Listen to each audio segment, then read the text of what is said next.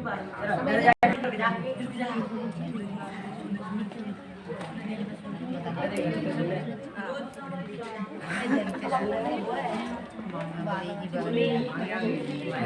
सभी विद्यार्थियों को 5P मैथ क्लासेस में मैं यशपाल सिंह आपका स्वागत करता हूं। देखिए, जैसा कि आपको पता है, आज आपकी कक्षा 10 का पेपर हुआ और आज हम इस अर्धवार्षिक पेपर के बारे में पूरी व्याख्या करेंगे और आप अपना आकलन लगाएं कि हमारे इस नंबर में, इस प्रश्न पत्र में कितने नंबर आ रहे हैं, है ना। और जितने नंबर आ रहे हैं उनको आप मुझे व्यक्तिगत रूप में बताएं अथवा वीडियो को देखने वाले कमेंट सेशन में बताएं कि हमारे इतने नंबर बन रहे हैं। आगे की तैयारी हम आज के पेपर के रिजल्ट के अनुसार कराएंगे। तो सभी विद्यार्थी अपने नंबर कितने नंबर आ रहे हैं वो कमेंट में बताएं, अथवा यहाँ बैठे विद्यार्थी यहाँ बताएंगे कि हमारे इतने नंबर बन रहे हैं। और जो विद्यार्थी मेरे चैनल पर पहली बार आए हैं वो चैनल को सब्सक्राइब करें तब वीडियो को देखने वाला प्रत्येक विद्यार्थी वीडियो को लाइक ज़रूर करें और अपने अन्य मित्रों के साथ शेयर करें ताकि अधिक से अधिक लोगों को इसको फायदा हो सके, है ना। तो देखो, बिना समय गवाए मैं प्रारंभ करता हूं। क्वेश्चन नंबर 1, परमेश संख्या 6/15 का दशमलव प्रसार है। दशमलव प्रसार, तो दशमलव प्रसार के लिए क्या बताया था? हर का गुणनखंड 2 की घात m और 5 की घात n के रूप का होता है तो वह परमेय संख्या कैसी होती है? शांत। अन्यथा कैसी होती है?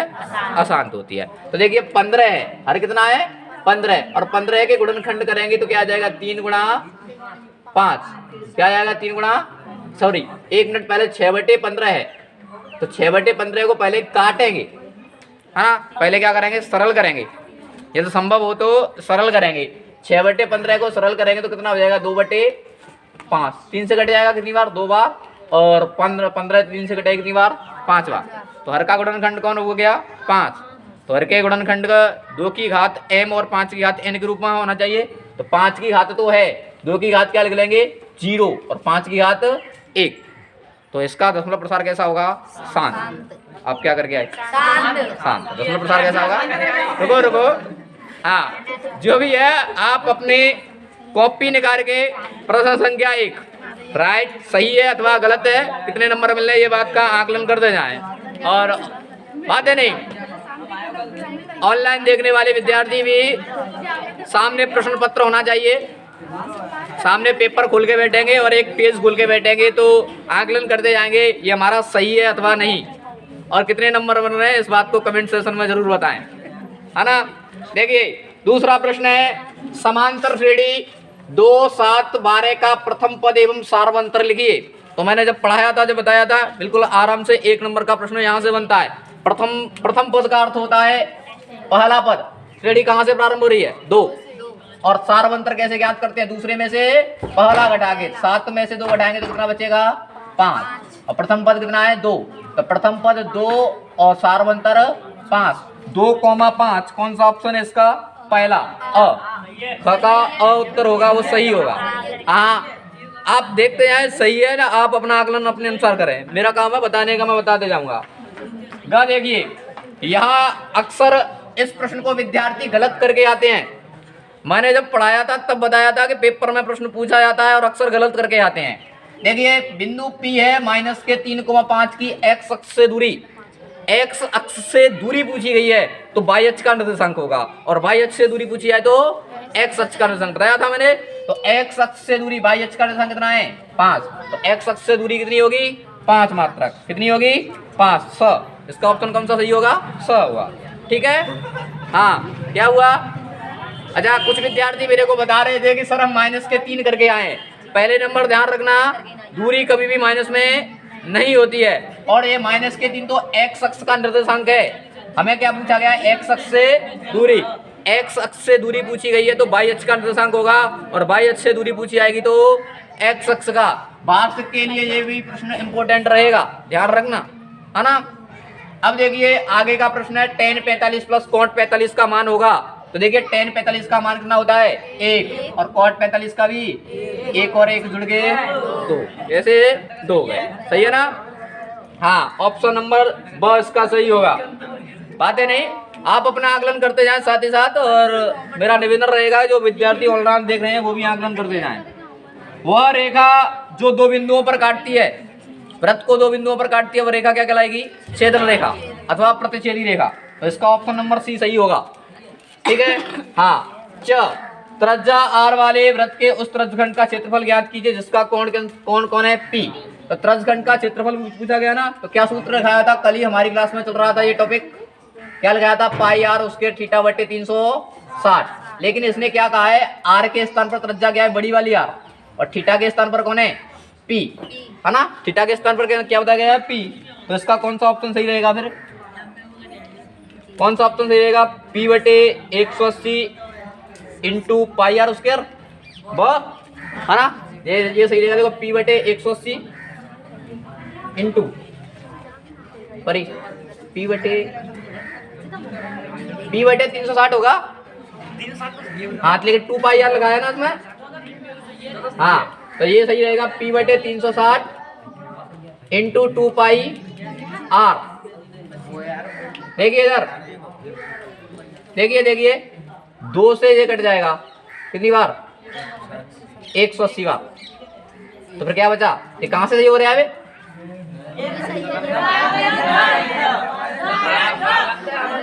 कौन सा ऑप्शन सही रहेगा? है द आएगा। हाँ जी, देखो P बटे 720 इंटू 2 पाई आर स्क्वायर। देखो इधर, देखो ये थोड़ा सा घुमा के लिख दिया है। 2 से इसको काटोगे कितनी बार? 360 बार, है ना? तो पाई आर स्क्वायर P बटे 360।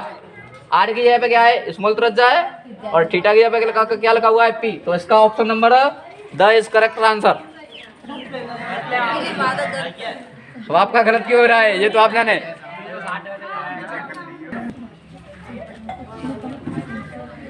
हाँ जी, च का कौन सा सही रहेगा? ऑप्शन नंबर द सही रहेगा। ठीक है।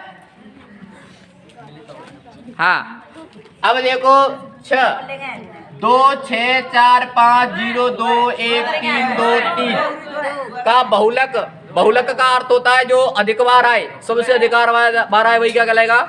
बहुलक। तो सबसे अधिक बार कौन आ रहा है? देखो 2 1 2 2 3 बार आ रहा है। 3 कितनी बार आ रहा है? 2 बार। तो बहुलक 2 आ रहा है, सबसे अधिक कौन आ रहा है? 2। तो इसका ऑप्शन नंबर कौन सा सही हो जाएगा? स। ठीक है। अच्छा, ज देखिए, निम्नलिखित में से कौन सी घटना की प्रायिकता नहीं हो सकती है? ध्यान रखना, प्रायिकता का मान 0 से छोटा नहीं होता है और 1 से बड़ा नहीं होता है। प्रायिकता का मान 0 हो सकता है, जब असंभव घटना होगी तो मान 0 होगा, और संभव घटना होगी तो मान 1 होगा। तो 0 से छोटा नहीं होगा और 1 से बड़ा नहीं होगा। तो इसका ऑप्शन कौन सा सही हो जाएगा? नहीं हो सकता है, माइनस के। प्रायिकता का मान कभी भी माइनस नहीं आ सकता है। Option number A is correct answer. हाँ, दूसरे में देखिए, रिक्त स्थानों की पूर्ति करो। यदि A1 बटे A2 does not equal to B1 बटे B2 हो तो समीकरण का निकाय कैसा होगा? अद्वितीय हल। कैसा होगा? अद्वितीय हल होता है इस स्थिति पर।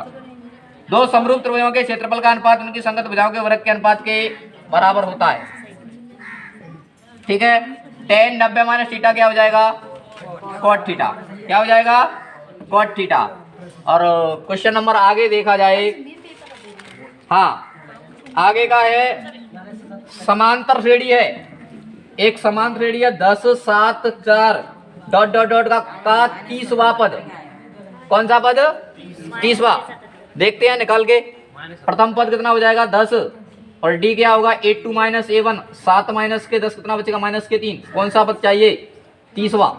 तो देखिए मैं डायरेक्ट लिखूं, 30वां पद चाहिए। क्या होगा? A plus 29D। 30वां क्या हो जाएगा? A plus 29D। A का मान 10 प्लस 29 इंटू डी का मान कितना है? माइनस के 3। तो 10 प्लस का माइनस से माइनस कितना हो जाएगा? ये गुणा करके 87 माइनस के प्लस के 10 तो माइनस के 77 हो जाएगा। सीधा सीधा प्रश्न है पेपर का। हाँ सही है ये तो। ठीक है। च देखें, किसी द्विघात समीकरण ax square plus bx plus c बराबर 0 के मूल वास्तविक व समान होते हैं। मूल वास्तविक व समान कब होते हैं? जब d बराबर b स्क्वायर माइनस के 4ac बराबर क्या हो? 0 हो तो मूल वास्तविक होते हैं, ग्रेटर देन हो तो वास्तविक तथा अलग अलग होंगे, और लेस देन 0 हो तो क्या होंगे? काल्पनिक होंगे। इसमें क्या कहा है? मूल वास्तविक व समान। तो मूल वास्तविक व समान d बराबर b स्क्वायर माइनस के 4ac बराबर 0 वाली कंडीशन में होंगे। समझ में आई बात? क्या लिखेंगे इसमें? ये बात लिखनी हुई, d बराबर b स्क्वायर माइनस के 4ac बराबर 0। हाँ, अब देखिए प्रश्न संख्या 3।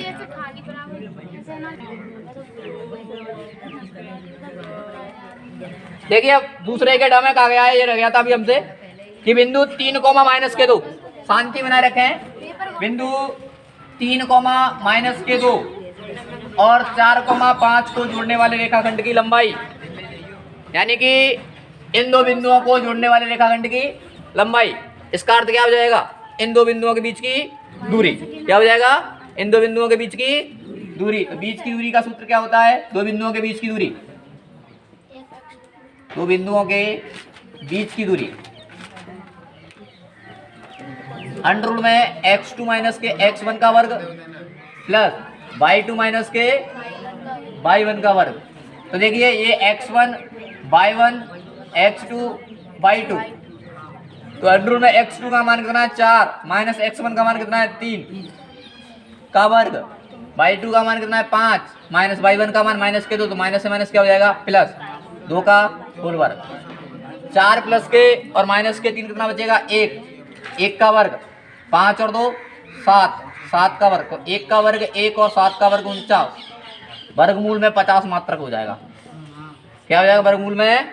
इसको फैक्टर करेंगे तो क्या हो जाएगा 5 रूट 2, क्या हो जाएगा 5 रूट 2 भी लिख सकते हो या रूट 50। किसका आ रहा था? आ रहा था इतना ही आ रहा ना? ये भी गलत है? अरे कितना सरल प्रश्न है, शांत रहेंगे आवाज। हाँ हाँ हाँ जी, क्वेश्चन नंबर 3, आवाज नहीं। क्वेश्चन नंबर 3 में कहा गया है अभाज्य गुणनखंड विधि द्वारा 96 और 404 का महत्तम समाप्य वर्तक ज्ञात कीजिए। हाँ महत्तम, कुछ विद्यार्थी पूछ रहे थे सर महत्तम समापवर्तक क्या होता है? महत्तम समापवर्तक का मतलब मस अर्थात HCF, मैंने पढ़ाया तो बताया था हाई कॉमन फैक्टर, है ना, महत्तम समापवर्तक। हाँ इधर देखिए, नहीं अच्छा, अरे इधर देखो, पहले क्लास में शांति बना रखें, शांति बना रखें। हाँ महत्तम समाप, कुछ विद्यार्थी यही पूछ रहे थे कि सर महत्तम समापवर्तक क्या होता है, बाकी प्रश्न तो हम कर लेंगे, पता होना चाहिए तुम्हें। महत्तम समापवर्तक का मतलब होता है मस और लघुत्तम समापवर्तक का मतलब होता है लस, यानी कि HCF, और लघुत्तम समापवर्तक बोल दे तो LCM। तो देखिए क्या है 96 और 404, 96 और 404 अभाज्य गुणनखंड विधि द्वारा बोला गया है। तो अभाज्य गुणनखंड करेंगे, 2 से कितना हो जाएगा ये 48, 2 से 24, 2 से 12, 2 से 6, है ना। 404 किया जाए तो 2 से 202, 101, 101 में नहीं जाता है ना, तो 101, 96 बराबर 2 इंटू 2 इंटू 1 2 3 4 5, 1 2 3 4 5 इंटू 3, और 404 बराबर क्या लिख लेंगे 2 इंटू 101, दोनों में होगा वही HCF होगा, तो 2 इंटू कितना होगा 4। हाँ आवाज नहीं। देखिए 1 मिनट, जो विद्यार्थी ऑनलाइन देख रहे हैं वो ये ना समझे हमारी समझ में नहीं आ रहा है, मैं तो केवल समझा नहीं रहा हूँ, पेपर का प्रश्न बता रहा हूँ, ये प्रश्न इतने समय में नहीं हो पाएंगे, केवल बता रहा हूँ ऐसे ऐसे होगा, आप आकलन करें, सीखे ना केवल आकलन करें। ये बोले जैसे समझ में नहीं आया तो कोई जिम्मेदारी वाली बात नहीं है, पहले समझा चुके हैं सभी बातें, ठीक है। देखते हैं समझ में आएगा, ऐसी बात नहीं है, देखेंगे गौर से। तो आगे क्या है कि एक द्विघात बहुपद ज्ञात कीजिए जिसके शून्यकों का योग तथा गुणनफल क्रमशः, माना शून्यक अल्फा तथा बीटा है, माना शून्य क्या है अल्फा तथा, तो शून्यकों का योग अल्फा प्लस बीटा कितना दिया हुआ है, कितना दिया है -3, शून्य का गुणनफल अल्फा डॉट बीटा कितना दिया है 2। तो बहुपद का सूत्र क्या बताया था, बहुपद का सूत्र है x square minus alpha plus beta x plus alpha dot beta, है ना। कितना सरल था, और मैंने कहा था कोई प्रश्न एक पूछा जाएगा। देखिए x square minus alpha plus beta का मान कितना है -3, x plus alpha dot beta का मान कितना है 2, तो एक्स स्क्वायर माइनस से माइनस प्लस 3x प्लस 2, ये होगा। किस इसका सही था? देखिए बिल्कुल सरल सवाल है, ठीक है। देखिए अब देखो अगला प्रश्न देखेंगे, प्रश्न संख्या 5। प्रश्न संख्या 5 में कहा गया समीकरण x स्क्वायर माइनस के x बटे 3 का हल लिखिए। यहाँ कुछ विद्यार्थी चक्कर आ गए इस प्रश्न को देख करके। ये हल लिखिए। हल के लिए देखो पहले क्या करेंगे, 3 एलसीएम आ जाएगा, इसके नीचे तो 1 मानेंगे, कितनी बार जाएगा 3 बार। 3 का x स्क्वायर से करोगे तो 3x स्क्वायर, 3 एकम 3, एक बार 1 का x से करोगे तो x बराबर 0। यहाँ बराबर 1 लिख के क्या करेंगे, वज्र गुणा 1 का गुणा करें तो ये आ जाएगा 3x स्क्वायर माइनस के x, और 3 का गुणा 0 से करोगे तो 0। ये बनेगा द्विघात समीकरण। कौन सा समीकरण? द्विघात। अब इसका हल ज्ञात करना है तो देखिए मैं कहूँ a का मान कितना है 3 और b का मान कितना है -1। c यहाँ विद्यमान नहीं है इसलिए इसका मान कितना होगा 0 होगा। ठीक है, तो d ज्ञात करते हैं b स्क्वायर माइनस के 4ac, है ना। यहीं तक छोड़ दिया तो हल थोड़ी हो गया। ये बोल रहे हैं यहाँ तक छोड़ दिया, हल नहीं हुआ। अच्छा ये देखो इधर, अच्छा b का मान -1 का वर्ग -4, a का मान 3 और c का मान 0। -1 का वर्ग 1 माइनस गुणा 0 से करें तो 0 हो जाएगा 1 का मान 0 से कैसा होता है बड़ा, इसीलिए मूल वास्तविक व अलग अलग होंगे। मूल वास्तविक व अलग अलग होंगे। अच्छा ये तो मूलों की प्रकृति है। उसने क्या कहा है, हल ज्ञात कीजिए, है ना।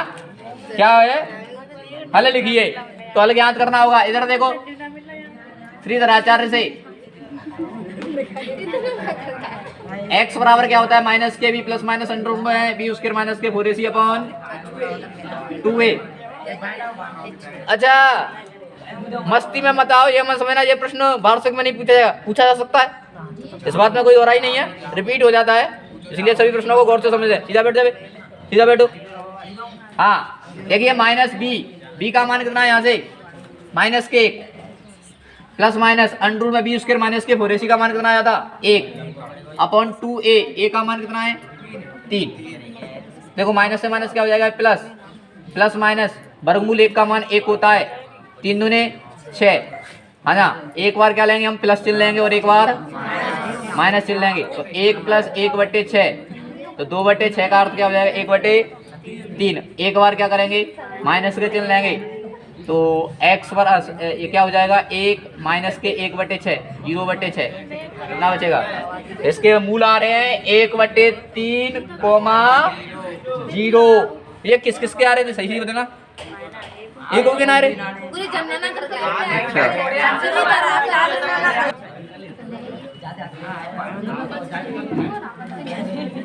देखिए प्रश्न संख्या 6 में दो समरूप त्रिभुजों की भुजाओं का अनुपात 4:9 है।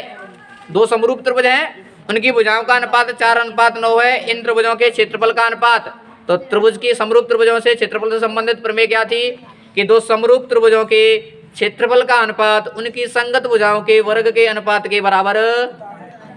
प्रमेय की लाइन लिख देंगे पूरी, है ना। दो समरूप त्रिभुजों के क्षेत्रफल का अनुपात उनकी संगत भुजाओं के वर्ग के अनुपात के बराबर। मान लेंगे दो त्रिभुज हैं ABC और PQR, तो त्रिभुज ABC का क्षेत्रफल अपॉन होगा त्रिभुज PQR के क्षेत्रफल के, है ना। तो इनकी एक भुजा 4 है और एक जगह 9, तो इनके वर्ग के बराबर होगा। तो 4 का वर्ग 16 और 9 का वर्ग 81। पता कितना सिंपल सवाल है ना। एक लाइन याद होनी चाहिए प्रमेय वाली कि दो समरूप त्रिभुजों के क्षेत्रफल का अनुपात उनकी संगत भुजाओं के वर्ग के अनुपात के बराबर होती है। संगत भुजाओं का अनुपात क्या दिया 4:9, तो उनका वर्ग 16/81। ठीक है। हाँ जी, प्रश्न संख्या 7 देखो। 7 में क्या कहा है, साइन a बराबर 3/4 है, तो कॉस a का मान प्रकलित कीजिए, यानी कि कॉस a का मान ज्ञात कीजिए। इधर देखो साइन का मतलब क्या होता है लंब बटे कर्ण, यानी कि किसी समकोण त्रिभुज में, आवाज नहीं, मैं a यहाँ लिखूं, b यहाँ लिखूं, c यहाँ लिखूं, ये कोण है a, है ना। समकोण त्रिभुज में थीटा क्या है a, तो थीटा के अकॉर्डिंग जस्ट सामने लंब होगा, लंब के सामने कर्ण और शेष भुजा आधार होगी। तो लंब का मान कितना हो गया हमारे पास 3 और कर्ण का मान कितना हो गया 4। इससे हम क्या ज्ञात करेंगे, आधार। आधार ज्ञात करें तो मैं डायरेक्ट लिख रहा हूँ ए बी का मान होगा वो शेष दो बजाओगे 4 का वर्ग माइनस 3 का वर्ग, होगा कि नहीं होगा। तो 4 का वर्ग 16 और 3 का वर्ग 9, 16 में से 9 गया तो कितना बचेगा 7। तो इसका मान हो जाएगा क्या √7, क्या हो जाएगा। फिर कहा गया है cos A ज्ञात कीजिए। तो cos A क्या होता है, आधार बटे कर्ण, जिसमें आधार का मान कितना है √7 और कर्ण का मान कितना है 4। तो cos A का मान √7 बटे 4 होगा। बात समझ में आएगा। हाँ जी, ये पाइथागोरस प्रमेय से किया है। देखिए क्वेश्चन नंबर 8, क्वेश्चन नंबर 8 में कहा गया है कि वृत्त की सतह पर, गौर से समझे इसको, वृत्त की सतह पर किसी बिंदु पर कितनी स्पर्श रेखाएं खींची जा सकती हैं। कितनी करके आए बताओ। शाबाश। देखिए वृत्त है, वृत्त की किसी सतह पर एक बिंदु है कोई, तो एक बिंदु पे तो एक ही स्पर्श रेखा है सकते हैं। हाँ सुनो, आवाज नहीं। ये कहा गया है कि वृत्त की सतह पर स्थित बिंदु पर कितनी स्पर्श रेखा खींची जाती है। तो वृत्त की सतह पर कोई एक बिंदु स्थित है तो उस पर एक स्पर्श रेखा खींची जा सकती है। यदि ये बात होती कि एक वृत्त पर कितनी स्पर्श रेखा खींची जा सकती है, तो एक वृत्त पर अनंत स्पर्श रेखा खींची जाती है, क्योंकि वृत्त अनंत बिंदुओं से मिलकर बना होता है। यहाँ एक बिंदु की बात की जा रही है तो एक स्पर्श रेखा होगी, है ना।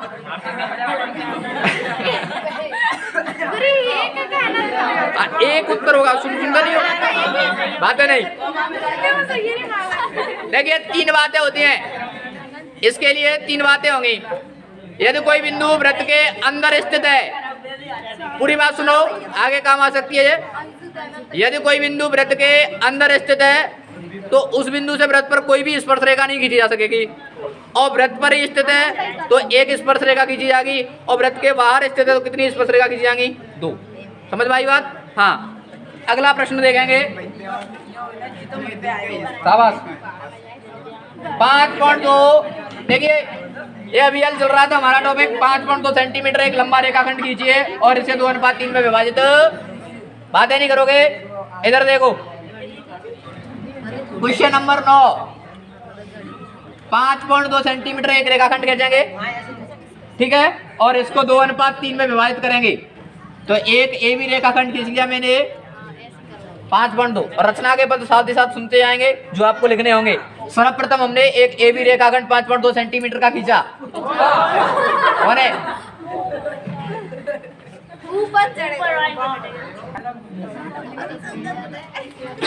एक रेखाखंड है ए बी जिसको 5.2 सेंटीमीटर लंबा खींचा। बिंदु ए से न्यूनकोण बनाती हुई एक रेखा एक्स खींचेंगे जिस पर समान लंबाई के कितने चाप लगाएंगे 5। 3 और 2 क्या होते हैं, तो समान लंबाई के 5 चाप लगाएंगे। A1 A2 A3 A4 A5। बातें नहीं है। और अंतिम को क्या करेंगे, बी से मिला देंगे, और ऊपर 2 है ना, तो A2 से A5B के समांतर रेखा किसे कह सकते हैं, प्रकार की नोक यहाँ रखेंगे, प्रकार को घुमाएंगे, प्रकार की नोक यहाँ रखेंगे, प्रकार को घुमाएंगे। जितने का कोण बन रहा है उतने का कोण ऐसे करके कट करके लगाएंगे। यहाँ बिंदु क्या आएगा, कोई C, तो इसका AC अनुपात BC, है ना। कुछ भी करो, आपकी इच्छा है। हाँ अच्छा, रचना के पद समझ में आए होंगे साथ ही साथ। बिल्कुल रचना लिख के आनी है, रचना लिखनी होगी तो रचना लिखनी पड़ेगी, रचना लिखनी पड़ेगी।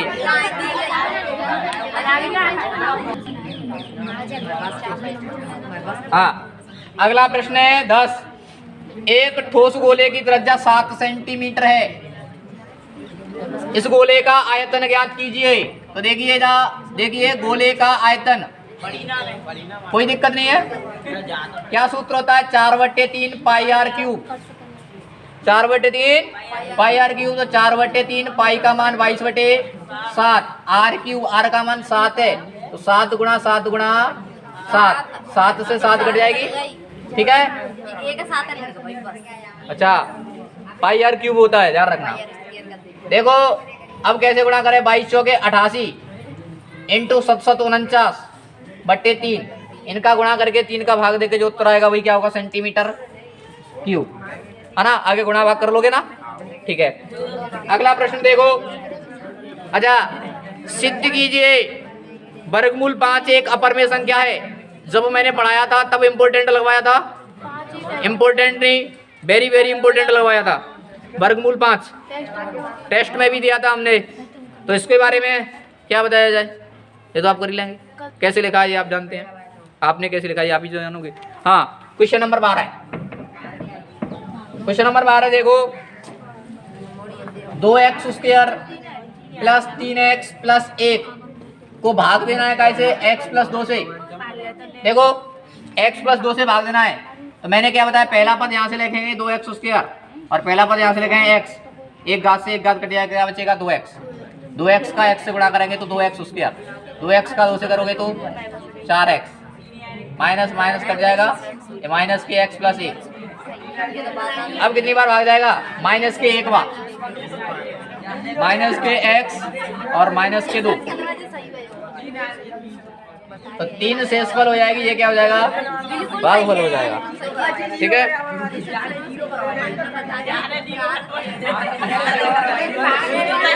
चलो ठीक है। हाँ देखिए ये प्रश्न, अगले प्रश्न में कहा गया है, ऐसे 40 धन पूर्णांकों का योगफल ज्ञात कीजिए जो 6 से विभाज्य हो। देखिए ये प्रश्न, हाँ ऐसे प्रश्न बताया और मैंने कहा था कोई भी एक ऐसा प्रश्न टच करेगा आपको। ठीक है, तो क्या कहा गया है, फिर भी कुछ विद्यार्थियों पर यह प्रश्न नहीं आ रहा था, पता नहीं क्यों।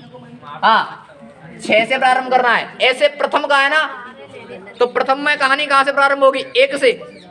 प्रथम पूर्णांक का है तो प्रथम पूर्णांक में कहानी 1 से प्रारंभ होगी।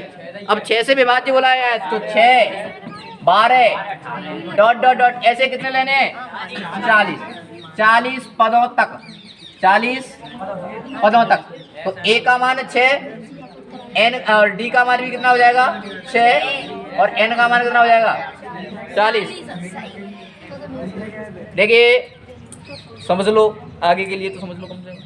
तो एस एन बराबर n/2, 2a plus n minus के 1 इंटू डी। तो n का मान 40 रखना है, तो 40/2, 2a का मान 6 प्लस n का मान 40 माइनस के 1 और d का मान 6। तो 40/2 का मतलब 20, 6 दूने 12, कितना बचेगा 39 इंटू 6।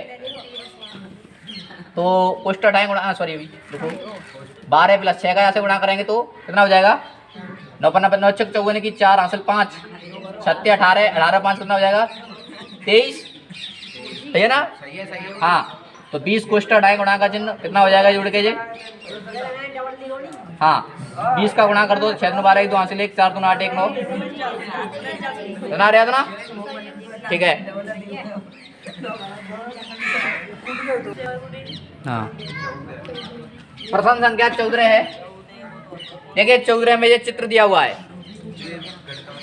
हाँ गणित में नहीं है, कोई दिक्कत नहीं है, ढूंढना शायद मिल जाए तो, नहीं है चलो हल देखेंगे, हल कैसे करेंगे फिलहाल। ठीक है ठीक है, देखिए क्या कहा गया है, त्रिभुज ABC में, हाँ त्रिभुज ABC फिर करके आया है तू, ये कौन है करके आया,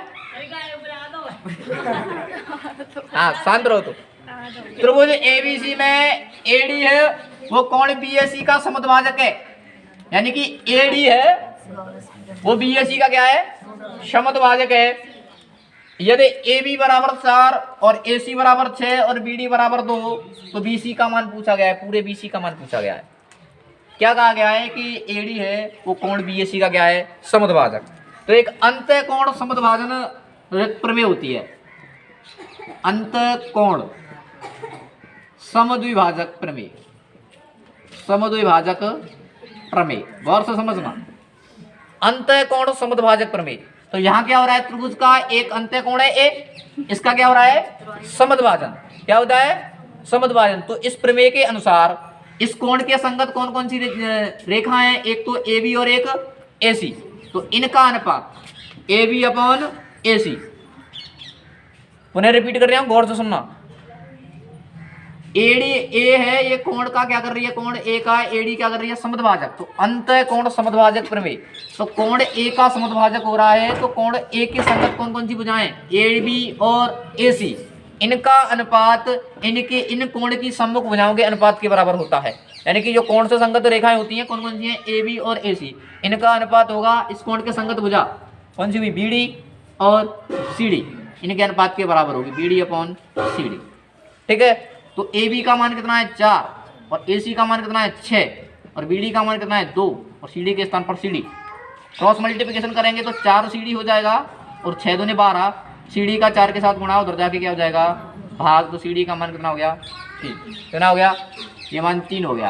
अब हमसे पूछा गया है बी सी कैसे मिलके बनाए, B D plus C D से, तो बी डी का मान 2 और सी डी का मान 3, कितना हो जाएगा 5। कमेंट में ये जरूर बताएं इस प्रश्न को, क्वेश्चन नंबर 14 को कौन सा विद्यार्थी सही करके आया है, ये बात जरूर बताएं। कौन करके आया आपसे, झूठ बोले, अच्छा झूठ बोलेगा तो मैं सीना फाड़ के चेक करने से तो रहा।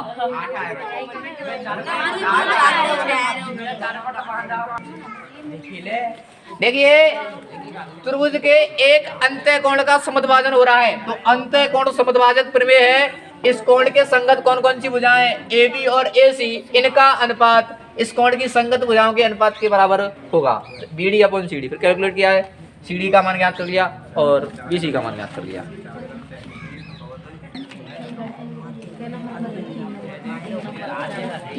देखिएगा प्रश्न संख्या 15, प्रश्न संख्या 15 में कहा गया है कि उस बिंदु के निर्देशांक ज्ञात कीजिए जो बिंदु माइनस के 1,7 और 4,-3 को मिलाने वाले रेखाखंड को 2:3 में के अनुपात में विभाजित करता है। कितने के अनुपात में, 2:3 में विभाजित करता है। अंत्य विभाजन का सूत्र क्या था, अंत्य विभाजन सूत्र याद होना चाहिए। अंत्य विभाजन सूत्र से क्या था, m1x2 प्लस m2x1 बटे m1 plus m2 m1y2 plus m2y1 upon m1 plus m2, है ना, ये सूत्र याद होना चाहिए। और बिंदुओं को तो मैंने फिक्स बताया था, ये x और ये y और ये x और ये y, पहला कोष्टक है 1 1, दूसरा है तो उसको 2, अनुपात को m1 अनुपात m2, मान रखो और कैलकुलेट करो, बिल्कुल सिंपल है ना।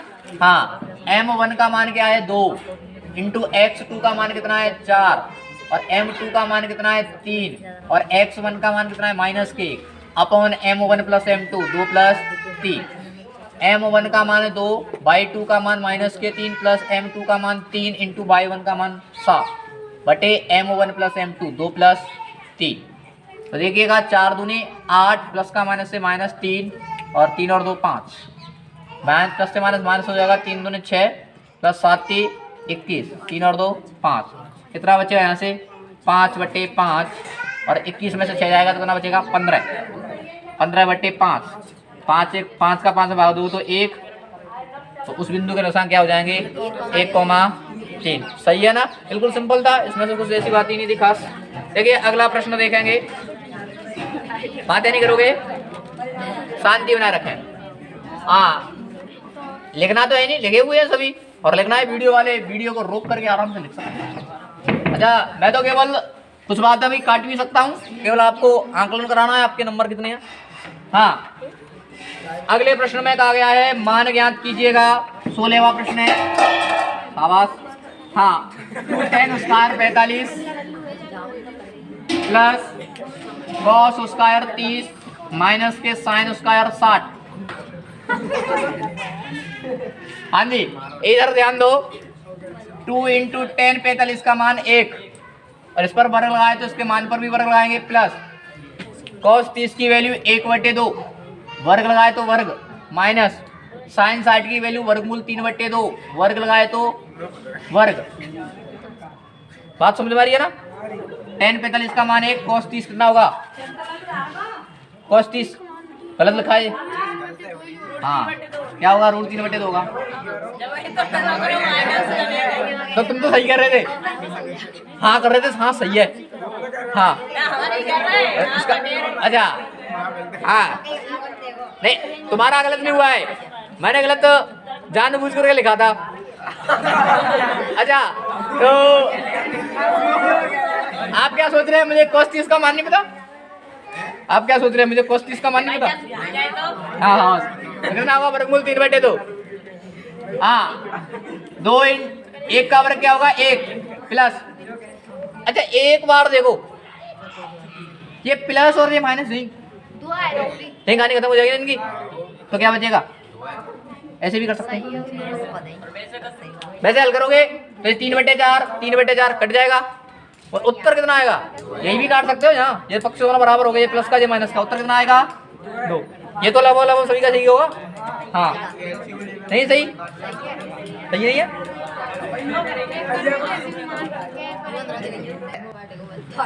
दोबारा क्यों करा?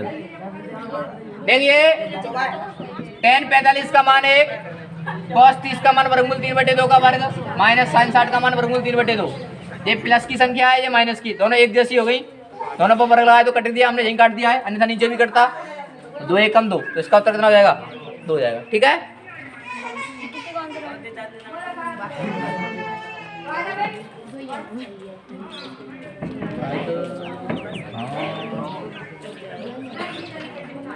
हाँ जी क्वेश्चन नंबर 17 देखेंगे। क्वेश्चन नंबर 17, एक बिंदु Q से एक वृत्त पर स्पर्श रेखा की लंबाई 24 सेंटीमीटर है और Q के केंद्र से दूरी 25 सेंटीमीटर। कितना सरल है, एक बिंदु Q है कोई और इस Q से इस वृत्त पर स्पर्श रेखा की लंबाई कितनी है? 24 सेंटीमीटर। कितनी है? और Q की केंद्र से दूरी, ये बिंदु Q है, Q से केंद्र की दूरी कितनी है? 25। तो वृत्त की त्रिज्या होगी, है ना, ये केंद्र हो जाएगा, तो केंद्र से परिधि की दूरी त्रिज्या कहलाती है। और ये कितने का कोण बनेगा? यहाँ 90 का। कितने का बनेगा? कर्ण कोण हो जाएगा 25, है ना, कर्ण का वर्ग से 2 भुजाओं के वर्ग के योग के बराबर होता है। तो मैं डायरेक्ट में लिखूं OP ज्ञात करना है, ये हाँ 25 का वर्ग 625 और 24 का वर्ग 576, कितना बचे? 49। कितना आएगा? 7 आएगा इसका, कितना आएगा? 7।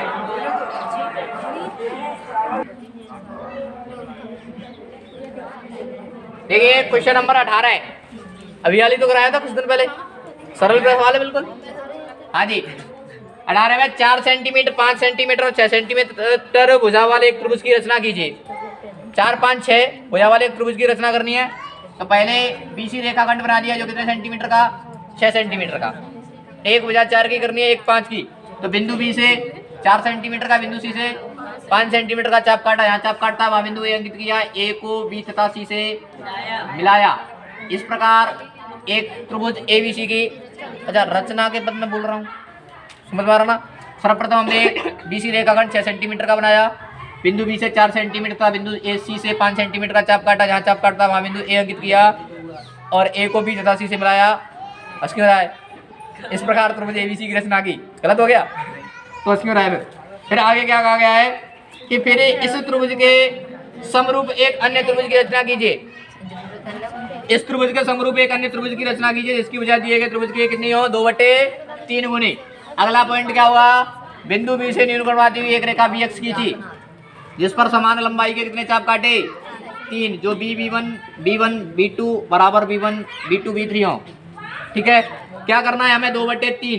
तो मैंने क्या बताया, नीचे वाले को अंतिम से मिलाएंगे, लगे अंतिम से B2 से इसके समांतर रेखा खींचेंगे, इतने का कोण यहाँ है, यहाँ भी कोण बनाएंगे जो बिंदु C' पर प्रतिच्छेद करेगा। C' से AC के समांतर रेखा खींचेंगे, है ना, यहाँ क्या हो जाएगा? A'। तो A' भी C' क्या होगा? विशिष्ट त्रिभुज होगा। बात समझ में आई? देखिए ये प्रश्न होने को तो 10 मिनट में हल होगा, मुझे जल्दी जल्दी बताना पड़ रहा है, आपको बस आकलन कराना है। जी बिल्कुल, C से भी न्यून कोण बना सकते हैं, A से भी बना सकते थे, कैसे भी ले लो, यहाँ 4 ले लो, 5 ले लो, 6 ले लो, इसमें कोई दिक्कत वाली बात नहीं। ये तो बोला है 4 5 6, कैसे भी ले लो, इसमें ये फिक्स नहीं दिया है। ठीक है, कैसे भी ले सकते हो।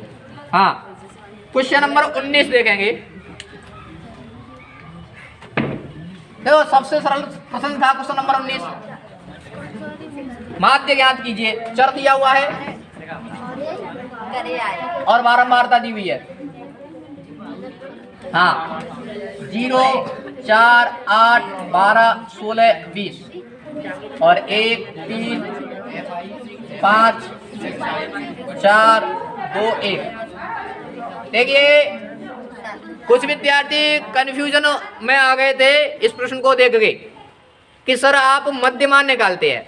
मध्यमान कहाँ निकालते हैं? जब वर्गीकृत दिया हो। क्या दिया हो? वर्गीकृत, जैसे 10 से 20, 20 से 30, 30 से 40 ऐसे वर्गीकृत दिया होता है तो मध्यमान ज्ञात करते हैं। यहाँ तो सीधा सीधा दिया है चर का मान, तो मध्यमान ज्ञात करने की कोई आवश्यकता नहीं है। इसको xi लिखते हैं और इसको fi। क्या ज्ञात करेंगे? xi fi। क्या ज्ञात करेंगे? तो गुणा करेंगे 0 का 1 से, तो 0 जाती 12 58 12 चौको 48। ऐसे कंफ्यूजन क्यों हो गए? 12 एकम 12 12 2 12 12 48 यही तो है। 16 दूनी और 20 एकम सिग्मा fi कितना हो जाएगा? 2 और 1 3, 3 और 4 7, 7 और 5 12, 12 और 3 15, 15 1 16 और सिग्मा xi fi 2 और 8 10, 10 और 2 12 की 2 हासिल 1 कितना हो जाएगा? 3, 3 और 3 6, 6 और 4 10, 10 और 4 14 1 15। समांतर माध्य x बराबर सूत्र होता है सिग्मा xi fi अपन सिग्मा fi। तो 152/16 16 का भाग दे दो इसमें। कैसे काटोगे फिर? 4 से कट रहा है, 4 से भी कट रहा है, तो 4 से काट लो पहले। 4 3 12 कितना बचेगा? 3 बचेगा, 32 हो जाएगा। 4 8 32, 4 से 1 बार 4 बार, ठीक है। फिर 2 से काट दो कितनी बार? 19 बार, और 2 से जाएगा तो 2, 19/2 लिखो अथवा 9.5। इतना ही आ रहा था, समझ में आया ना? ठीक है। देखिए क्वेश्चन नंबर 20, ये बिल्कुल सिंपल है। ये वर्गीकृत दिया होता तो मध्यमान ज्ञात करते। हाँ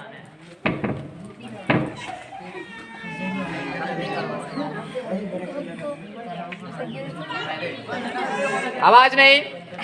क्वेश्चन नंबर 20, एक पासे को एक बार फेंका जाता है। बातें नहीं करोगे। एक पासे को एक बार फेंका जाता है तो निम्नलिखित प्राप्त करने की प्रायिकता ज्ञात कीजिए। पासे को फेंकेंगे तो क्या परिणाम प्राप्त होंगे? 1 2 3 4 5, कुल परिणाम कितने हो गए? 6। कुल परिणाम हो गए 6। आगे क्या कहा गया है? एक अभाज्य संख्या। इधर देखो, एक अभाज्य संख्या। तो अभाज्य संख्या क्या क्या होगी? यहाँ से एक को ना तो भाज्य और अभाज्य में शामिल करते हैं। 2 कैसी है? अभाज्य। 3 भी कैसी है? अभाज्य। तो अभाज्य संख्या लिख रहे हैं तो 1 को ना तो भाज्य में शामिल करेंगे ना ही अभाज्य में, तो 2 होगी अभाज्य, 3 होगी और 5 होगी। प्रायिकता ज्ञात करनी है तो प्रयोगों की संख्या बटे कुल परिणाम। प्रयोग कितने हो गए? 3। कुल परिणाम कितने हैं? 1/। अच्छा आपको सूत्र सूत्र सब लिखना पड़ेगा तरीके से, मैं जल्दी जल्दी करा रहा हूँ। सूत्र सूत्र लिखना पड़ेगा। फिर आगे कहा है एक विषम संख्या। एक विषम संख्या। विषम संख्या कौन कौन होगी? 1 3 5। प्रायिकता ज्ञात करेंगे प्रयोग की संख्या बटे कुल परिणाम। कितने प्रयोग हो गए? 3। कुल परिणाम 6। 1/2 ही आ रहा है दोनों का उत्तर। समझ में आ रहा है? वीडियो को देखने वाली वीडियो को लाइक जरूर करें, है ना। और अपने अंत में नंबर कमेंट करके जरूर बताएं कि हमारे नंबर इतने आ रहे हैं। देखिए क्वेश्चन नंबर 21, अपने अन्य मित्रों के साथ शेयर करें और उन्हें भी पूछें आपके अर्धवार्षिक परीक्षा में नंबर कितने बन रहे हैं। देखिए क्वेश्चन नंबर 21 में क्या कहा गया है? 4x² + 4√3x + 3 के मूल ज्ञात कीजिए। अच्छा जब हमने ये प्रश्न पढ़ाया था तो इम्पोर्टेंट बताया था, है ना। क्या करना है? मूल ज्ञात करना है। कौन सी विधि से करना पसंद करोगे? कोई सी भी विधि से करें, विधि नहीं दी हुई है, कोई सी भी विधि से करें तो श्रीधराचार्य सही करें। देखिए a का मान क्या हो जाएगा? 4, और b का मान क्या हो जाएगा? 4√3, और c का मान क्या हो जाएगा? 3। d ज्ञात करेंगे, d क्या होता है? b² - 4ac। b का मान क्या है? 4√3। वर्ग करेंगे तो वर्ग -4, a का मान 4 और c का मान 3। 4 का वर्ग 16 और √3 का वर्ग 3। 16 3 48। कितना हो जाएगा? 48। चंचक 16, 16 3 48 में से 48 गया तो 0। तो मूल कैसे होंगे? वास्तविक व समान। मूल कैसे होंगे? वास्तविक व समान होंगे। मूल वास्तविक व समान होंगे तो श्रीधराचार्य से। तो इधर आचार्य क्या कहेंगे कि x बराबर माइनस के B plus minus under root में बी स्क्वायर माइनस के 4ac अपॉन 2a। देखिए माइनस बी का मान कितना है 4√3 plus minus B square minus के 4ac का मान कितना है 0, 2a का मान कितना है 4। देखिए इधर क्या हो जाएगा ये माइनस के 4√3 प्लस माइनस 0 को जोड़ो घटाओ कोई दिक्कत नहीं है, बटे क्या रह जाएगा 4 दूनी 8, ये 4 से कट जाएगा कितनी बार 2 बार, तो माइनस के वर्गमूल 3/2, दूसरा भी क्या आएगा माइनस के वर्गमूल 3/, हाँ माइनस के वर्गमूल 3/2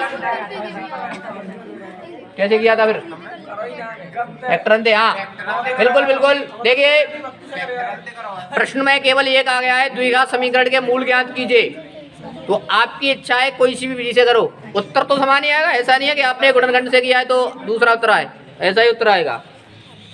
प्रश्न संख्या 22 देखो,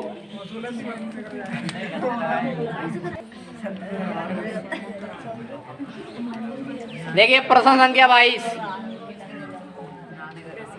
प्रश्न संख्या 22 में कहा है पी क्यू समांतर आर एस, पी क्यू समांतर आर एस, और सिद्ध करना है कि पी ओ क्यू और एस ओ आर ये दोनों त्रिभुज आपस में कैसे होंगे, ये त्रिभुज और ये त्रिभुज समरूप त्रिभुज सिद्ध करना है।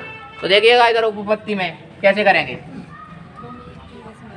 ये दोनों त्रिभुजों को लेंगे, त्रिभुज पी ओ क्यू व त्रिभुज एस ओ आर। तो देखिए ये दोनों रेखाएं आपस में कैसी हैं समांतर, और समांतर रेखाओं को एक तिर्यक रेखा काटे, तिर्यक रेखा काट रही है तो इसके विपरीत और कोण बने एकांतर कोण होते हैं। कैसे कोण होते हैं, मैं इसका नाम लिखूं तो 1 नंबर दे दूं, इसको नंबर 2 दे दिया है, अथवा नाम भी लिख सकते हो क्यू पी ओ या ओ पी क्यू, कैसे भी लिखो। कोण 1 बराबर होगा कोण, कोई नाम भी दे सकता है ना, ओ पी क्यू या ओ एस आर, ठीक है। और देखिए ये समांतर रेखा है, इसको एक तिर्यक रेखा काट रही है ये, तो इसके विपरीत और बने कोण एकांतर, इसको नाम 3 दे दूं और इसको 4, तो कोण 3 बराबर हो कोण 4 के। कैसे कोण एकांतर का, कौन से कोण। और देखिएगा हकीकत में देखा जाए ये कैसे होंगे, तो रेखा काट रही है तो एक दूसरे के विपरीत और बने कोण एकांतर प्रतिच्छेदी कोण, कौन से कोण होंगे, सम्मुख कोण होंगे ना ये, है ना। तो हमें समरूप ही तो करना है, ये भी दोनों आपस में बराबर होंगे, ये भी लिख सकते हैं ऐसे ए समरूपता से, ए समरूपता से दोनों त्रिभुज कैसे हो जाएंगे, समरूप हो जाएंगे। बताओ कितना सरल है, 3 नंबर का प्रश्न था। हाँ 3 का है 22 का, सेक्शन नंबर 100 लग गया है, सी लग गया है, हाँ कर गया है ना। और कैसे किया था फिर, देखिए 23वें में कहा गया है 6 सेंटीमीटर 8 सेंटीमीटर और 10 सेंटीमीटर त्रिज्या वाले 3 धातु के ठोस गोलों को पिघला करके एक बड़ा गोला बनाया जाता है। इस गोले की त्रिज्या ज्ञात कीजिए। 3 गोले हैं जिनकी त्रिज्या है 6, 8 और 10। मैं कहूँ R1 कितनी है 6, R2 कितनी है 8 और R3 कितनी है 10।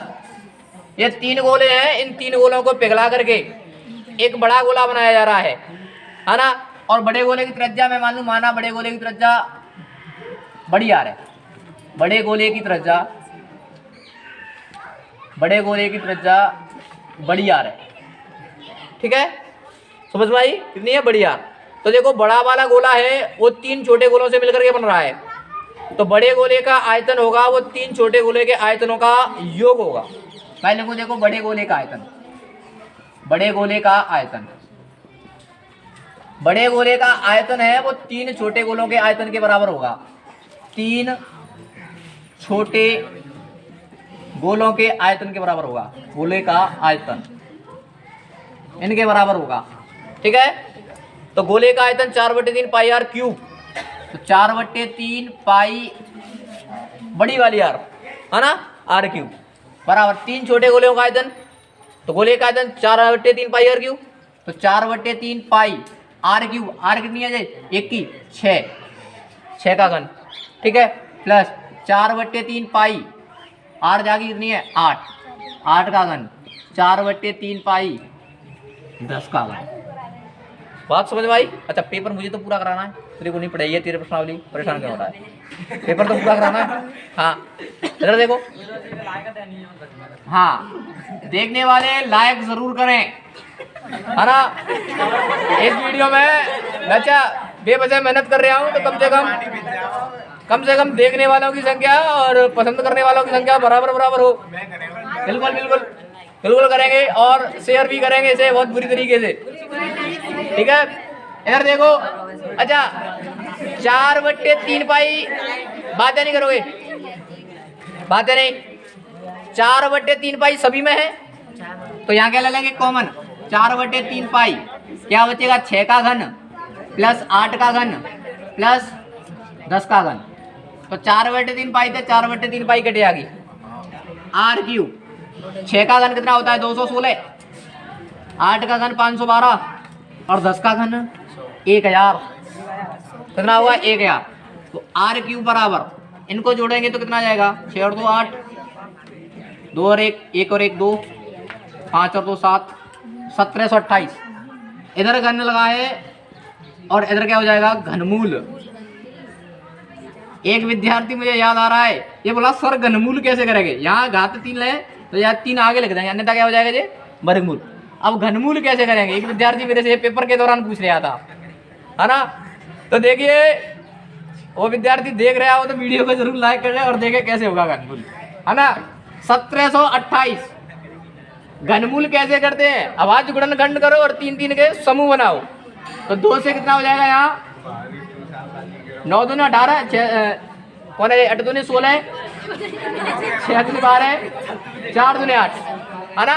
8 दूनी 16 1 बचेगा 12 हो जाएगा, 6 दूनी 12, 4 दूनी 8 और 2 से 4 3 2 और 2 से 2 1 6 और 2 से 1 0 8, 2 ते 54, 2 ते 27, 3 ते 9, 3 ते 3, 3 ते 1, ऐसे करते घनमूल 3 3 के समूह बन जाएंगे, है ना।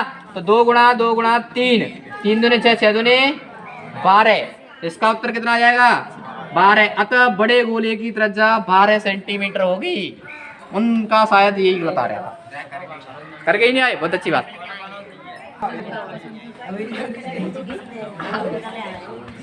देखिएगा प्रश्न संख्या 24, बातें नहीं करोगे। प्रश्न संख्या 24 में कहा गया है छायांकित भाग का क्षेत्रफल ज्ञात कीजिए यदि ओ केंद्र वाले दोनों वृत्तों संकेंद्र वृत्तों की त्रिज्या 7 सेंटीमीटर व 14 सेंटीमीटर है तथा कोण एओसी 40 है।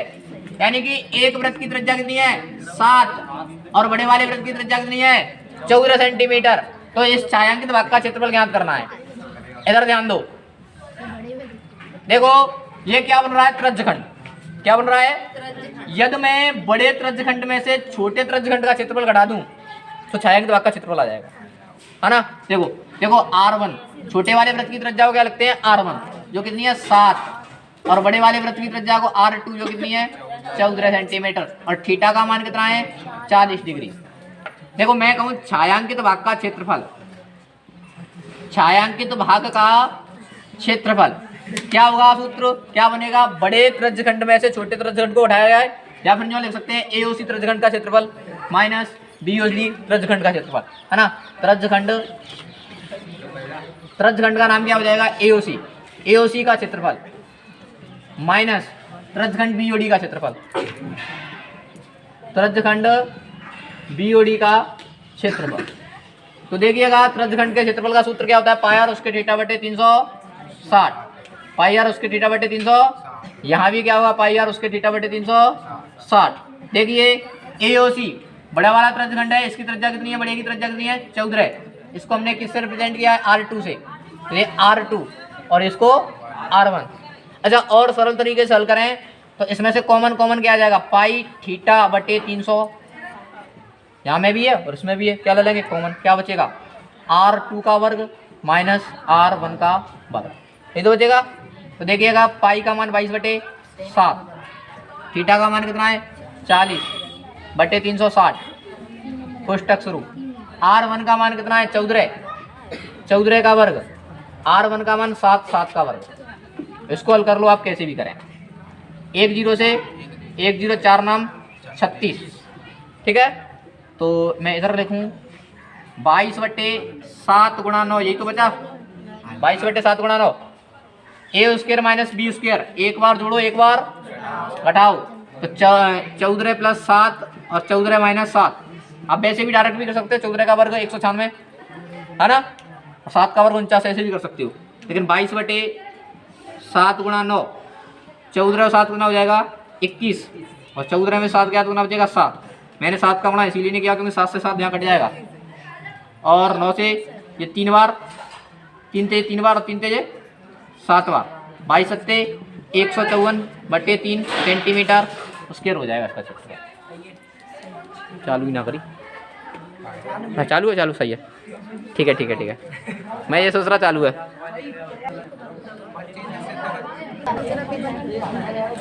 अच्छा क्वेश्चन नंबर 25 इधर ध्यान देंगे। 25 में तो सबने किया होगा, और मैंने इम्पोर्टेंट बताया था अंडरूट वाला, ये पेपर में जरूर पूछा जाएगा, कहा था। देखिए ये LHS लिया है हमने, इसका क्या करेंगे परमेयीकरण, नीचे जो माइनस का है तो ऊपर प्लस करके क्या करना होगा, परमेयीकरण करना पड़ेगा। तो देखिए ऊपर दोनों कोष्टक एक जैसे हो गए तो क्या हो जाएगा होल वर्ग, 1 + sin थीटा का sin a का होल वर्ग, और नीचे क्या हो रहा है a - b a + b, तो a square minus b square, 1 का वर्ग 1 माइनस साइन स्क्वायर है, ठीक है। तो देखिएगा 1 + sin a का होल वर्ग और 1 माइनस के साइन वर्ग क्या होगा कॉस स्क्वायर है, क्या होगा कॉस स्क्वायर है, दोनों पर वर्ग है, दोनों पर वर्गमूल है, तो दोनों बातें हट जाएंगी, क्या बचेगा 1 + sin a upon cos a, ठीक है। तो ये दोनों के नीचे अलग रखें 1 upon cos a, sin a upon cos a, तो 1 अपॉन cos क्या होता है sec, sin अपॉन cos क्या होगा cos sec, सॉरी 10 होता है, sin अपॉन cos क्या होगा 10। यही बात हमें सिद्ध करनी थी, इतनी सी बात समझ में आई। देखिए अथवा वाला भी कराया जाए, अच्छा किसी ने अथवा वाला भी किया होगा, अथवा वाला किया आपने, चलो चलो अथवा वाला ही देखो, अथवा दोनों में से एक ही करना था, sec a 1 माइनस के sin a sec a + 10a बराबर क्या सिद्ध करना है 1, मैंने LHS लिख लिया है, बात नहीं करेंगे। अच्छा sec को क्या लिख लेंगे 1 अपॉन cos, क्या लिख लेंगे 1 अपॉन cos, 1 माइनस के sin a, sec को 1 अपॉन cos और 10 को cos अपॉन sin, 1 का इससे गुणा करें तो यही आ जाएगा 1 माइनस के sin a upon cos a। इस कोष्टक में एलसीएम लेंगे तो कितना आ जाएगा sin a cos a, है ना, cos से cos कटेगा, sin बचेगा, sin का 1 से गुणा करेंगे तो sin a, sin से sin कटेगा, cos बचेगा, cos का cos से करोगे तो cos square a, sorry cos से cos कटेगा, sin बचेगा, sin का 1 से गुणा करें तो sin a, सही हुआ या नहीं। इधर देखो sec को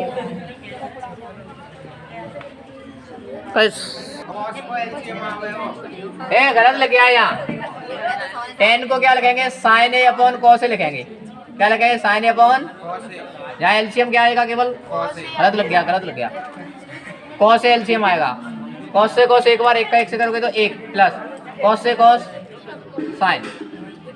अच्छा इन कोष्टकों का क्या हो रहा है गुणा, तो a - b a प्लस, तो a स्क्वायर माइनस 1 को वर्ग 1 minus sine square a, cos को cos से गुणा करेंगे तो cos स्क्वायर a, 1 माइनस के साइन स्क्वायर क्या होता है cos square a upon cos square a, cut के कितना जाएगा 1 आ जाएगा, इसका एक ही ये कहना था, समझ में आई बात। अब देखिए क्वेश्चन नंबर 26, क्वेश्चन नंबर 26 मैंने सीधा सीधा कराया था, इसमें क्या कराया, इसका आंसर कितना रहा है, ध्वज दंड की लंबाई ज्ञात कीजिए, सीधा सीधा प्रश्न था। 1 मिनट रुको ना, आप अच्छे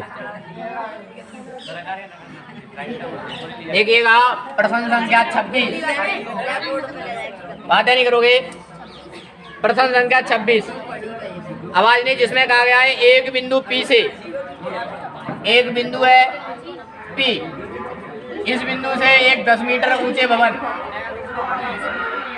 10 मीटर ऊंचा भवन है कोई, देखिए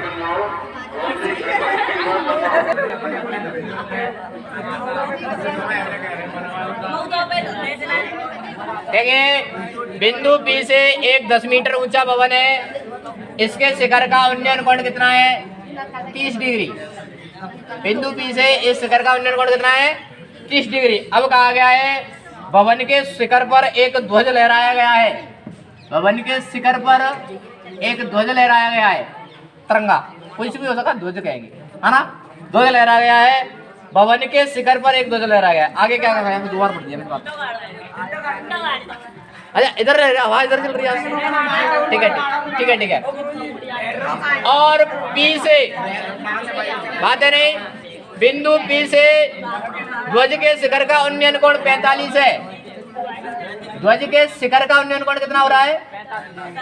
45 डिग्री है। तो ध्वज की लंबाई ज्ञात कीजिए और बिंदु P से भवन की दूरी, बिंदु P से भवन की दूरी ज्ञात करनी है और ये ध्वज है, इस ध्वज की लंबाई ज्ञात करनी है। इधर देखिए मैं नाम कहूँ AB, AB क्या हो जाएगा? ध्वज। BC भवन हो गया, P ये हो गया, है ना। हमें ये ज्ञात करनी है, इसको मान लिया मैंने H, ये दूरी ज्ञात करनी है, ये मान लिया X। अच्छा लिखेंगे, ये पूरी बात लिखेंगे। माना ध्वज AB बराबर H, माना ध्वज AB बराबर H, ठीक है। और भवन BC, भवन BC बराबर क्या है? 10 मीटर। और PC X मान लिया है। एंगल्स कौन कौन से पते हैं? BPC, BPC बराबर 30 डिग्री और कोण APC। शांत नहीं बैठो। इधर देखो, छोटे वाले त्रिभुज में BP, त्रिभुज BCP में, अरे BCP में देखेंगे तो एक भुजा BC और दूसरी भुजा कौन है? BP। BC अपॉन BP बराबर ये लंब और ये आधार, लंब बटे आधार CP, सॉरी एक भुजा BC और एक भुजा CP, ये लंब बटे आधार, लंब बटे आधार tan थीटा की वैल्यू कितनी है? 30। तो BC का मान कितना है? 10 और CP का मान क्या है? X। और tan 30 की वैल्यू 1/√3 और x का 1 से गुणा करेंगे तो x और 10 का √3 से करेंगे तो 10√3। तो भवन से बिंदु P की दूरी कितनी हो जाएगी? 10√3 मीटर। कितनी हो जाएगी? 10√3 मीटर। अब बात की, हाँ √3 का मान रखोगे तो 17 पॉइंट हो जाएगा, ऐसा रखा है। देखिए प्रश्न में कहा गया है तो मान रखेंगे 10 × √3, √3 का मान 1.732 गुणा करके 17.3 हो जाएगा। नहीं रखेंगे तो कोई दिक्कत नहीं है, फिलहाल कहा है इसमें लिखना चाहिए। हाँ टेस्ट में दिया था, अच्छी बात है, टेस्ट में दिया था ये प्रश्न। हाँ अब कहा है ध्वज, ये ध्वज की लंबाई ज्ञात कीजिए। देखिए त्रिभुज ACP में एक भुजा है AC और एक भुजा हो जाएगी CP। अच्छा ये लंब बटे आधार tan थीटा की वैल्यू कितनी होगी? 45। AC का मान कितना है? 10 + H, कितना हो जाएगा? 10 + H और CP का मान 17.32 आया है। tan 45 का मान होता है 1/1, तो बस गुणा करेंगे 10 + H बराबर 17.32। 10 उधर जाएगा तो क्या हो जाएगा? माइनस का क्या हो जाएगा? तो कितना बचेगा? 7.32। तो ध्वज की लंबाई तो 7.32 और बिंदु P से भवन की दूरी हो जाएगी 17.32। बात समझ में आई? मान नहीं रखेंगे तो यहाँ ये √3 रहेगा और यहाँ रहेगा √3। बात एक ही है। अच्छा मान नहीं रखे आप इधर लेंगे, ये फिर हो जाएगा 10 + H अपॉन 10√3 बराबर 1 लिखेंगे, गुणा करेंगे तो 10 + H बराबर 10√3। ये 10 उधर जाएगा तो क्या हो जाएगा? माइनस का 10 कॉमन ले लेंगे तो √3 माइनस के 1। ठीक है, ठीक माना जाएगा आपका, है ना। लेकिन ध्यान रखना आगे से प्रश्न में कहा गया है √3 का मान 1.732 प्रयोग में लेना है, तो लेना होगा। ठीक है। हाँ क्वेश्चन नंबर 27 देखो। क्वेश्चन नंबर 27 सबसे अच्छा प्रश्न, और फिर मैं कह रहा हूँ वार्षिक में जरूर ऐसा ही कोई प्रश्न पूछा जाएगा। ग्राफ बनाना आना चाहिए आपसे। देखिए निम्न रैखिक समीकरण युग्म का आरेखीय विधि से हल ज्ञात कीजिए। समीकरण है मेरा x प्लस 3y बराबर 6 और 2x माइनस के 3y बराबर 12। कोई सा भी प्रश्न हो, कैसा भी हो, ग्राफ बनाना आना चाहिए ढंग से, है ना। लगभग हमने वीडियो की शुरुआत ग्राफ से ही की थी। नहीं आता है ढंग से तो ये इस टॉपिक को क्लियर करें। शुरुआत में पहुंचे वीडियो में, शुरुआत में ग्राफ बनाना सिखाया था हमने, जरूर क्लियर करें। पेपर में यहाँ कितने का आता है, ये 5 का पूछा जाता है वार्षिक में भी। ग्राफ क्लियर करें। यदि आपको समस्या आ रही है, नंबर कमा रहे हैं तो ग्राफ को क्लियर करें। ग्राफ तो आना ही आना चाहिए। वीडियो देखें, बिल्कुल क्लियर हो जाएगा। इधर देखें, यहाँ से क्या करना होता है, एक चर के एक समीकरण को, एक समीकरण एक और समीकरण 2 हो जाएगा। x बराबर 6, 3y प्लस का हो जाएगा तो क्या हो जाएगा, माइनस का। क्या हो जाएगा, माइनस का। टेबल बनाएंगे x और y का मान रखेंगे, क्या का मान मिलेगा, x का। y का मान मैं 0 रखूं तो 0 हो जाएगा। 6 में से 0 जाएगा तो कितना बचेगा, 6। y का मान 1 रखूं तो 3 एकम 3, 6 में से 3 जाएगा कितना बचेगा, 3। y का मान 2 रखूं, 3 दूनी 6, 6 में से 6 गया तो 0, है ना। ऐसे ही यहाँ करेंगे तो 2x बराबर 12, ये 3y माइनस का उधर जाएगा तो क्या हो जाएगा, प्लस का। x का और 2 के साथ गुणा हो रहा है, उधर जाएगा क्या हो जाएगा, भाग। y का मान रखेंगे और x का मान निकलेगा, x और y का मान मैं 0 रखूं, 0 रखे तो 0 हो जाएगा जी। 12 और 0 12, 12 में 2 का भाग दें तो 6। अब कितना रखें y का मान, 2 रखे तो 3 दूनी 6, 12 और 6 18, 18 में 2 का भाग दोगे तो 9। और कितना रखें, कितना रखें, माइनस के रख के देख लें, माइनस के 2 रखें, 3 दूनी 6, 12 में से 6 जाएगा तो 6 बचेगा। 6 में 2 का भाग दो तो कितना आ जाएगा, 3। बात समझ भाई। अब ग्राफ कैसे बनाते हैं, सिंपल सिंपल सी बात है। ये तो मैं केवल यहाँ बता रहा हूँ, सीखना है तो आप पहले जाएं यूट्यूब पर जाएं और देखें वीडियो, तब सीख पाओगे। ये तो मैं केवल बता रहा हूँ। 0 x अक्ष पर कहाँ तक लेना है, 9 तक। 1 2 3 4 5 6 7 8 और 9, ये x अक्ष है आपका, ये y अक्ष है, ये x डैश अक्ष है, ये y डैश अक्ष है। अब इधर देखो, हाँ, और y अक्ष तक कहाँ तक जाना है, 2 तक। 1 2 माइनस में जाना है, यहाँ माइनस के 1 और माइनस के 2, तो 6,0 यहाँ बिंदु होगा। 6,0 3,1 x अक्ष पर 3 और y अक्ष पर 1, यहाँ होगा 3,1 और 0,2 x अक्ष पर 2 और y अक्ष पर ये यहाँ होगा 0,2। एक रेखा बनाएंगे इस प्रकार से तो सीधी रेखा प्राप्त होगी आपको, हैं। सीधी मेरी टेढ़ी हो रही है, लेकिन अच्छा सॉरी, हाँ मेरी रेखा टेढ़ी हो रही है, हाँ बिहार चल रही है उससे। वास्तव में पूछा है ना, आज सुबह से परेशान अधिक हो गया इसलिए टेढ़ी हो गई है, वैसे सीधी आएगी। हाँ वो एक बात है। इधर देखो 6,0 यहाँ होगा, 9,2 x अक्ष पर 9 और y अक्ष पर 2, यहाँ हो जाएगा 9,2 और 3, माइनस के 2 x अक्ष पर 3 और y अक्ष पर माइनस के 2, यहाँ हो जाएगा 3, माइनस के 2। इसको मिलाएंगे,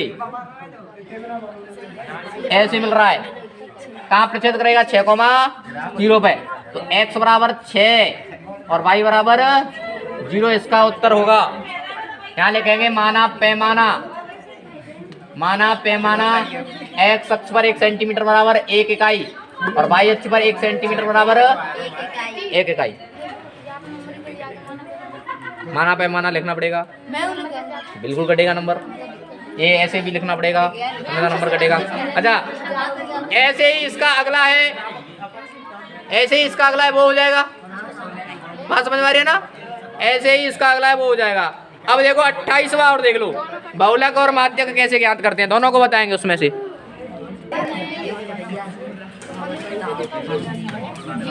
देखिए क्वेश्चन नंबर 28, जिसमें कहा गया है निम्नलिखित बंटन का बहुलक ज्ञात कीजिए। दोनों को बताएंगे 28 के, किसी ने बहुलक भी ज्ञात किया होगा, किसी ने नीचे माध्यक भी ज्ञात किया होगा। तो देखिए सबसे सिंपल मैं कहूँगा बहुलक होता है, क्या लिखते हैं यहाँ, सबसे अधिक बारंबारता, सबसे अधिक बारंबारता कौन है, 7 है, 7 है। जिसके संगत वर्ग अंतराल, बात है नहीं, जिसके संगत वर्ग अंतराल 40 से 55 है, कितना है, बात है नहीं, जिसके संगत वर्ग अंतराल 40 से 55 है, अतः बहुलक वर्ग कितना होगा, 40 से 55 होगा। तो ऐसे लाइन खींच लेते हैं, बात है नहीं। बहुलक का सूत्र होता है L plus F1 minus F0 upon 2F1 minus F0 minus F2 into H। तो देखिएगा यहाँ L का मतलब होता है बहुलक वर्ग की निम्न सीमा। बहुलक वर्ग की निम्न सीमा कितनी है, 40 प्लस। अब देखो यहाँ समस्या आती है, तो यहाँ समस्या बिल्कुल नहीं आएगी, जब हम पढ़ाएंगे तब आपको बताएंगे। गिनती याद रखो, एफ लिख के गिनती याद रखो, 0 1 2, बस कोई दिक्कत नहीं आएगी। 0 1 2, तो F1 का मान कितना हो गया 7 माइनस F0 का मान कितना हो जाएगा 3 अपॉन 2 इंटू F0। F1 का मान कितना है 7, F0 का मान 3, F2 का मान 6 इंटू H का मतलब होता है बहुलक वर्ग का अंतराल। तो 40 से 55 के बीच में कितने का अंतर हो गया, 15 का। कितने का हो गया, 15 का। तो देखो 40 प्लस 7 में से 3 जाएगा तो कितना बचेगा 4, 7 दूनी 14 माइनस के 6 और माइनस के कितना हो जाएगा 3 9 इंटू 15।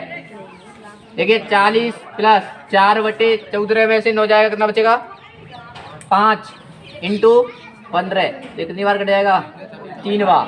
तो 40 प्लस 4 3 12, इसका बोलो कितना हो जाएगा 52। सही है।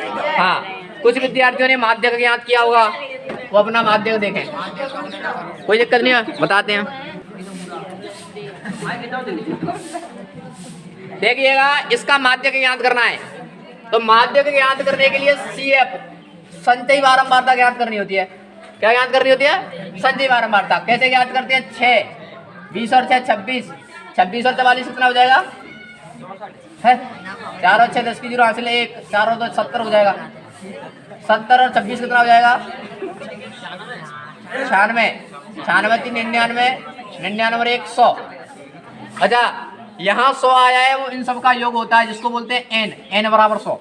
अब इसमें कैसे लिखते हैं, यहाँ n/2, ध्यान रखना माध्यक ज्ञात कर रहे हैं, n/2। हाँ, यहाँ n/2, n का मान क्या है 100, 100/2 बराबर 50। 50 से ठीक बड़ी CF, ठीक बड़ी CF। अब 50 से ठीक बड़ी, देखो बड़ी तो बहुत है लेकिन ठीक बड़ी कौन होगी, 70। कौन होगी, 70। पिछले वर्ष मैंने ये टेस्ट में दिया था एक बार, मुझे याद है। बड़ी CF कौन है, 70 है। जिसके संगत वर्ग अंतराल, जिसके संगत वर्ग अंतराल कितना हो जाएगा 40 से 55, 40 से 55 है। अतः माध्यक वर्ग 40 से 55 होगा। आदि तो माध्यक का सूत्र क्या होता है, माध्यक का सूत्र होगा L plus n/2 minus C upon F into H। L का मतलब निम्न सीमा, निम्न सीमा कितनी रहेगी 40 प्लस n/2 का मान कितना आया है 50 माइनस C ध्यान रखना इसके ऊपर का लेते हैं, किसका लेते हैं, ऊपर का। कितना आएगा 26/F। माध्यक वर्ग की बारंबारता कितनी है 44 इंटू वर्ग अंतराल 40 से 55 के बीच में कितने का है 15 का। देखिए 40 प्लस कितना बचे यहाँ से 24/44 इंटू 15, ठीक है। तो ये कितने से कट जाएगा, या काटा पीटी करेंगे तो 4 से 6 बार, 4 से 11 बार, है ना। तो 40 प्लस 15 चक्का 90/11, तो 11 का भाग देंगे तो 11 8 88, 2 बचेगा 20 हो जाएगा, 11 एकम 11, तो ये हो जाएगा 48.1 के लगभग आ जाएगा, है ना। ये किया था माध्य किसी ने या बोला किया, चलो किसी एक करना था। हाँ, तो आप सभी अपना आकलन करके मेरे को कमेंट में ज़रूर बताएं। हमारे नंबर इतने बन रहे हैं, जिन विद्यार्थियों ने वीडियो को लाइक नहीं किया है वो वीडियो को लाइक करें, चैनल को सब्सक्राइब नहीं किया वो चैनल को सब्सक्राइब करें तथा अपने अन्य मित्रों के साथ शेयर अवश्य करें। और आगे की क्लासेस देखने के लिए YP मैथ क्लासेस चैनल को सब्सक्राइब करें, जिस पर आपको 10वीं क्लास की कक्षाएं मिला करेंगी। धन्यवाद। आज के लिए जा सकते हो।